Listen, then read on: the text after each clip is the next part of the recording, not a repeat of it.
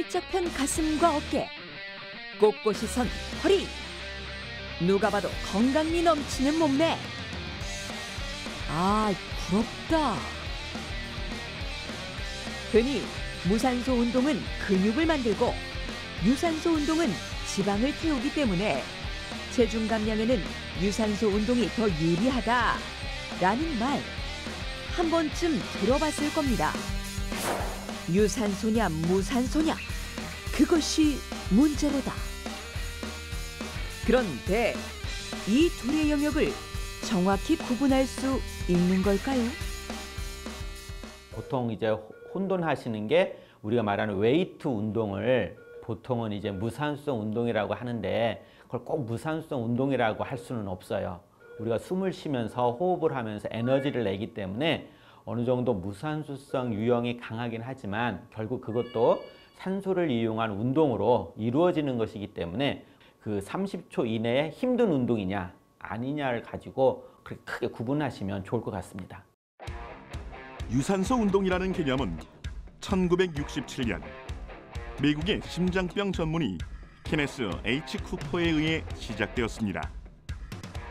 20kg의 과체중이었던 그가 달리기로 체중을 감량하면서 개인적 경험을 바탕으로 나사와 함께 심장병 치료를 위한 운동요법인 에어로빅스라는 책을 출간하게 되는데요. 에어로빅스란 산소호흡을 늘리는 운동법이라는 뜻으로 대표적인 프로그램이 12분 달리기 테스트입니다.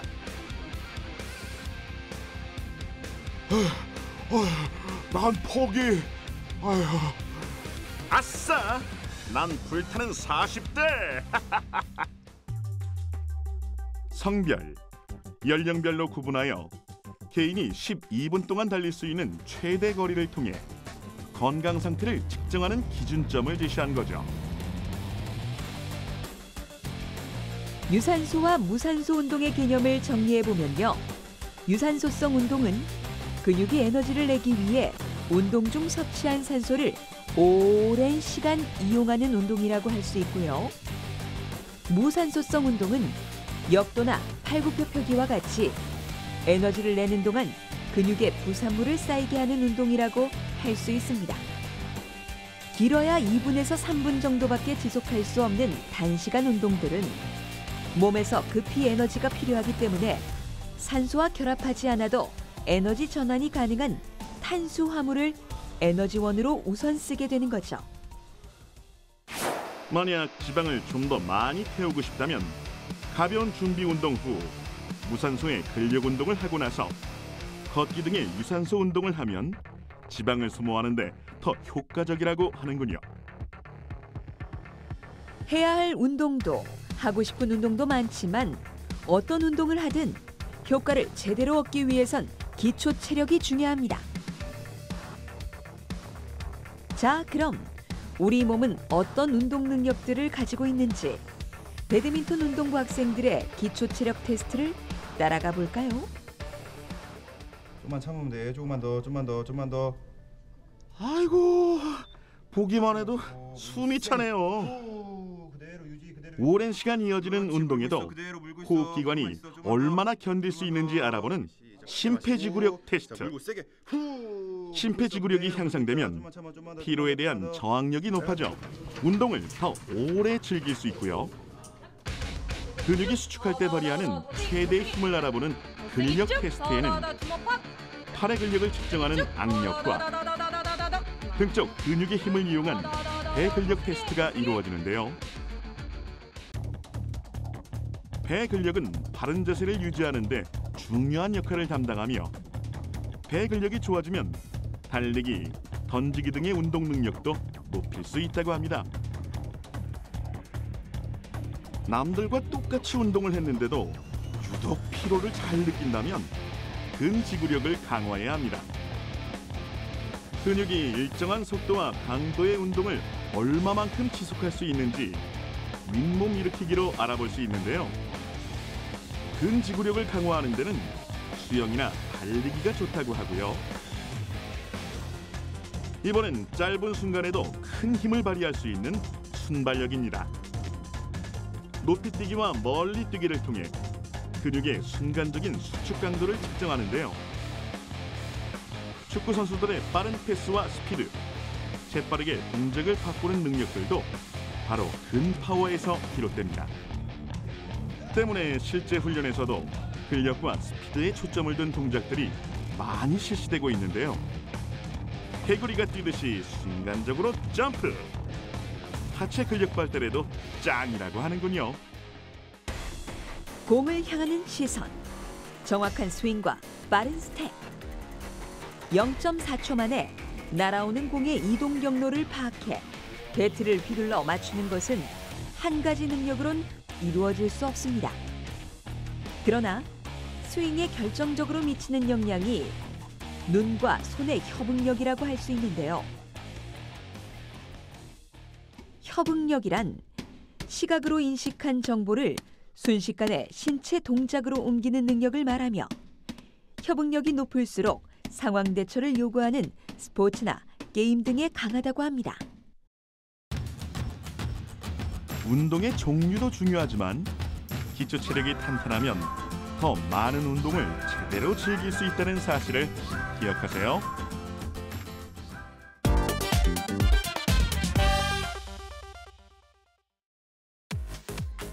헬스장 회원님들이 가장 이용하는 유산소 운동기구의 꽃, 러닝머신.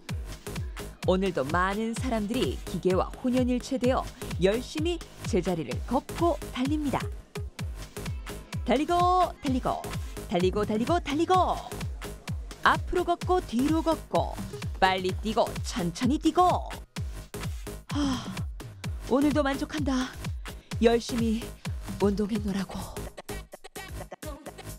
러닝머신이라 불리는 트레이드밀은 오늘날 전 세계적으로 사랑받는 운동기구이지만 그 시초는 1800년대 영국에서 죄수들을 처벌하기 위해 고안한 노동기구였습니다. 당시 수감자들은 수감 생활 동안 고된 노동을 의무적으로 해야 했는데요. 이를 위해 기술자였던 윌리엄 큐빗이 죄수들이 원통 위로 올라가 바퀴를 돌리면 그 동력으로 곡식을 빻게 되는 트레이드밀을 만들게 됩니다. 그러나 이 기구는 하루 6시간씩 매일 에베레스트 산을 오르는 것과 같은 끔찍한 고통을 안겨주면서 고문기구라 불릴 정도였다고 하는데요. 이후 1950년대 심장과 폐 질환을 진단하는 의료기기로 재탄생하게 됩니다. 20여 년 후 앞서 보았던 쿠퍼 박사의 에어로빅스 책이 이슈가 되면서 미국의 조깅 열풍과 함께 트레이드밀이 세계적으로 보급되기 시작한 것입니다. 그리고 우리의 고통도 함께 시작되었죠. 내가 전생에 영국의 죄수였던 거야. 트레이드밀은 맞춰놓은 속도에 따라 레일이 계속해서 돌아가기 때문에 기구에서 떨어지지 않기 위해 그 속도에 맞춰 열심히 움직여야 합니다. 단 단점이 있다면 벨트가 자동으로 돌기 때문에 지면을 걸을 때보다 하체 근육이 적게 사용된다는 것. 그리고 잠시 한눈을 팔면 아이고, 너무 아프겠다. 이 두 가지의 단점을 모두 해결한 주인공. 무동력 트레이드밀입니다. 우와.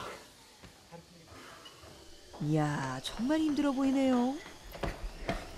전기 에너지 대신 사용자가 직접 벨트를 밀어내야 하기 때문에 당연히 힘이 들 수밖에요. 일반적인 트레이드밀처럼 10분, 20분 이렇게 장시간 트레이닝을 하는 게 아니라 단위별로 10초 운동과 또 10초 휴식, 또 20초 운동과 10초 휴식 이런 식으로 라운드별로 이렇게 세트를 끊어서 운동을 시키는 이런 인터벌 트레이닝 같은 경우에는 불완전한 휴식을 주고 또 트레이닝을 강도 높은 트레이닝을 주고 불완전 휴식과 강도 높은 트레이닝을 주는 거기 때문에 어떤 전신 지구력과 파워를 갖다가 동시에 높일 수 있는 그런 효과를 가지고 온다고 보시면 되겠습니다. 인터벌 운동은 1시간 동안 같은 속도로 달린 것보다 에너지 소비가 1.5배 더 많고 기초 대사율을 높이는 데도 유리하다고 하는군요. 걷기나 달리기, 인터벌까지 좋은 운동이라는 건 알지만 신체 조건상 무리한 운동을 할 수 없는 상황이라면 이번엔 무동력이 아닌 무중력의 몸을 맡겨보겠습니다. 미국 항공우주국 나사에서 개발한 중력 조절 보행 시스템을 이용하여 개인의 체중을 최대 80%까지 줄인 상태로 보행 운동을 할 수 있게 한 무중력 트레이드밀인데요. 최대 몸무게는 180kg까지 오케이. 특히 관절 부상을 입은 스포츠 선수들이나 수술 후 재활 치료에 활약하고 있습니다. 앉아있는 시간은 길어지는 데 반해 운동 시간은 줄어드는 현대인들. 건강보험 심사평가원에 따르면 지난해 척추질환으로 진료받은 인원이 약 839만 명으로 집계. 생활 변화에 따라 관련 질환의 흐름이 변하면서 최근에는 체형을 교정하는 운동기구의 보급이 늘어나고 있는 추세입니다. 평소 잘 사용하지 않는 몸통의 속근육을 자극하면 긴장과 스트레스가 풀려 자연스럽게 체형을 바로잡을 수 있고요. 단순히 줄을 잡아당기는 쉬운 운동처럼 보이지만 이 한 번의 동작이 몸의 90% 이상의 근육을 자극한다고 합니다. 몸의 중심, 코어를 강화하는 대표 운동 플랭크입니다. 등, 복부, 엉덩이 근육을 발달시켜 중심을 탄탄하게 하는 운동이죠. 보기엔 단순해 보이지만 평소 운동을 하지 않은 사람이라면 한 1분도 버티기 어려운 동작인데요. 몸통에 근력이 딸리면 점점 어깨와 팔, 다리 쪽으로 힘이 쏠리다 보니 사지가 후덜덜 얼마 못 가 쓰러지게 되는 것이죠. 아니, 1분은 너무한 거 아니야? 난 8시간째 버티는 중이라고? 일반인에겐 너무 어려운 플랭크. 하지만 이런 방법이 있지롱. 기구에 올라타 플랭크 비스무리한 자세를 취하고 고글을 쓰면 가상현실 세계로 입장! 게임을 즐기며 승부욕이 불타는 동안 무려 10분 이상 플랭크 자세를 취할 수 있고요. 심지어 힘들다는 생각도 들지 않는다나요? 단, 장시간 운동은 삼가해주세요. 왜냐고요? 너무 어지러우니까.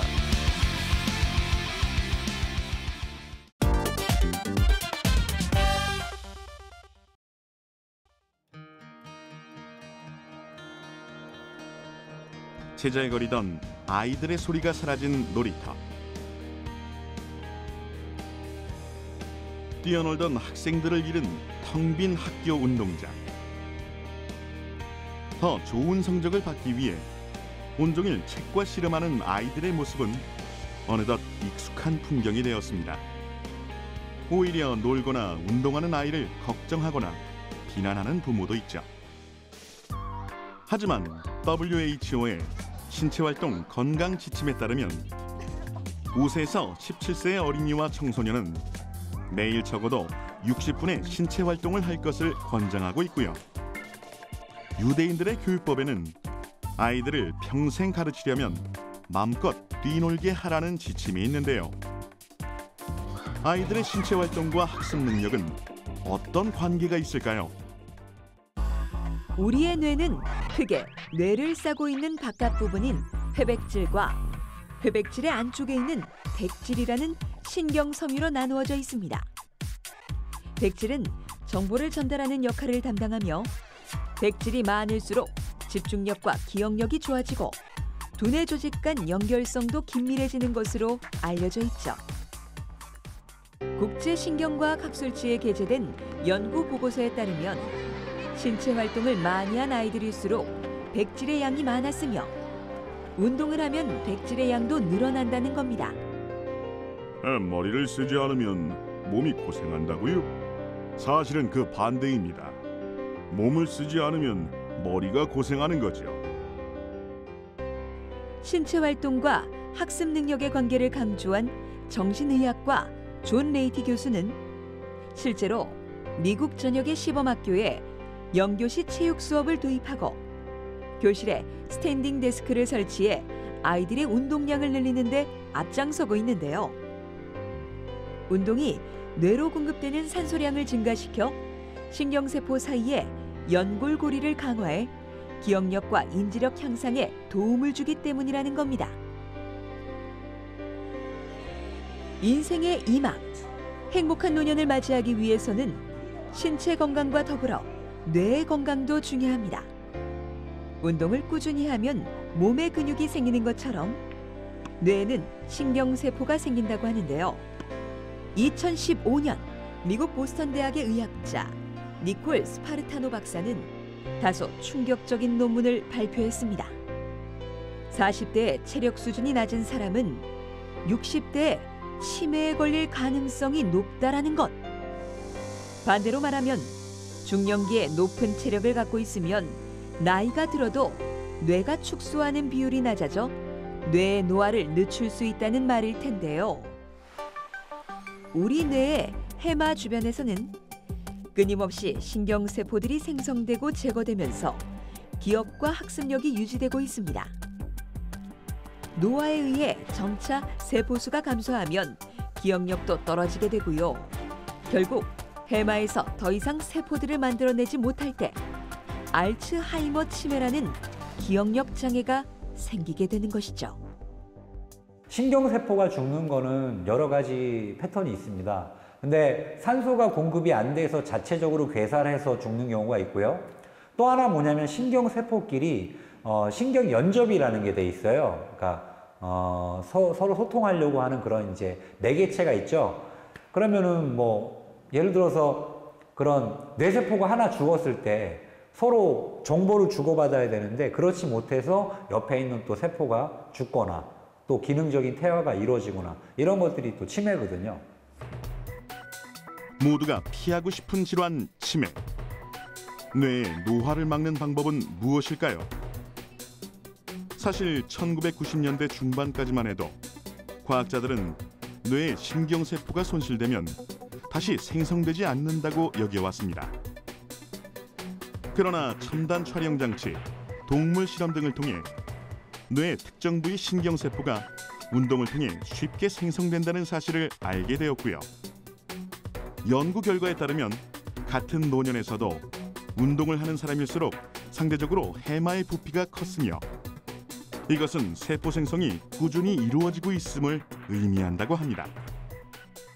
어떤 신경세포 하나가 일을 하지 않고 여러 개의 신경세포들이 일을 하고 있기 때문에 아직은 사실 우리가 당연히 생각하는 어떤 뇌의 어떤 기억이나 감정, 운동 여러 기능들도 여러 신경세포들이 같이 활성화가 되면서 어떤 네트워크로 일을 하고 있는 거죠.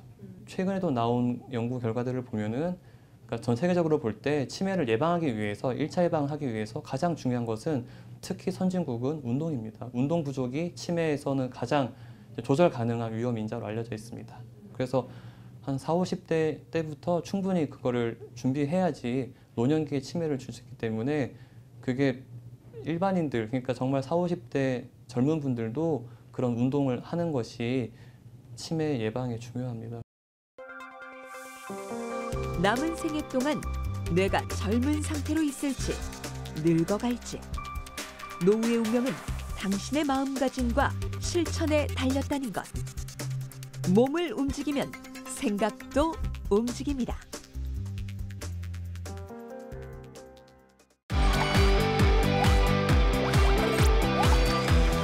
톡 쏘는 과학 사이다.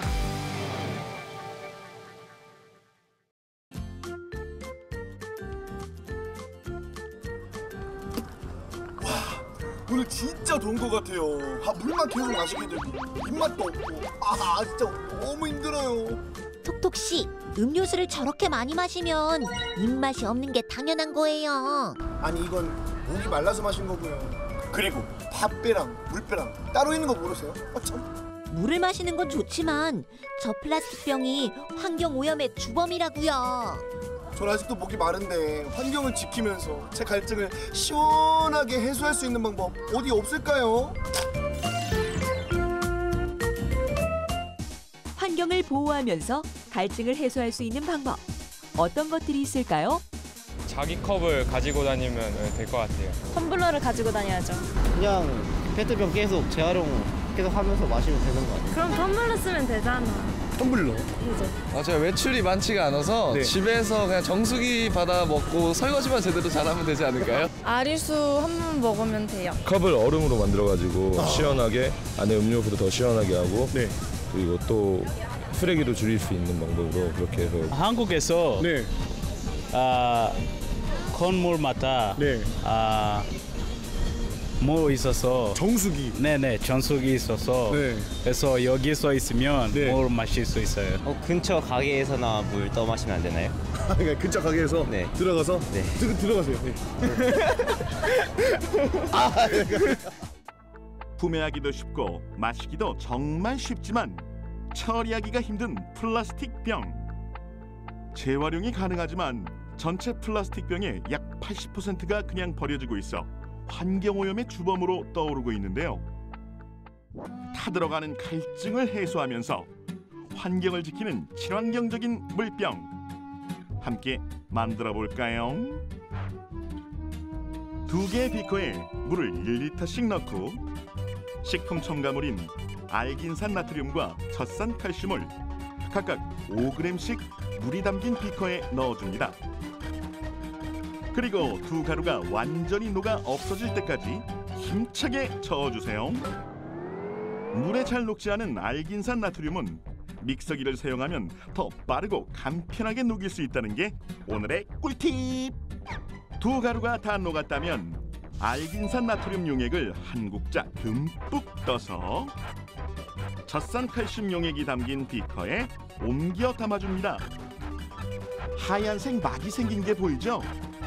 하얀 막 주위를 조심스레 저어주세요. 몽글몽글 응고가 된 하얀색 막을 식수가 담긴 수저로 옮겨줍니다.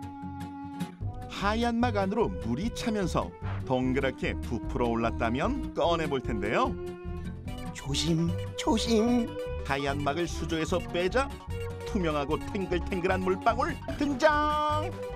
바로 이 물방울이 친환경 물병으로 주목받고 있는 5호 물병이랍니다. 과연 어떻게 만들어진 걸까요? 이것은 먹을 수 있는 친환경 물병입니다. 계란 노른자를 감싸고 있는 막에서 아이디어를 얻은 이 5호 물병은 알긴산 나트륨과 젖산칼슘을 이용하여 만든 젤 형태의 막에 물을 보관하도록 하는 것인데요. 알긴산 나트륨과 젖산칼슘은 식품 첨가물로서 인체에 해가 없고 또 먹지 않고 버리더라도 자연 분해되기 때문에 친환경 물병으로 사용이 가능합니다. 이 5호 물병은 영국 산업디자인학교 학생들이 2014년에 열린 디자인 어워드에서 제안한 아이디어입니다. 손으로 턱, 입으로 앙 깨물어 마시는 친환경 물병. 호호! 그런데 이건 어떤 물질인 거지? 알긴산 나트륨, 젖산칼슘? 제가 먹는 건데 정확하게 알고 싶어요. 궁금하면 알려주는 게 인지상정!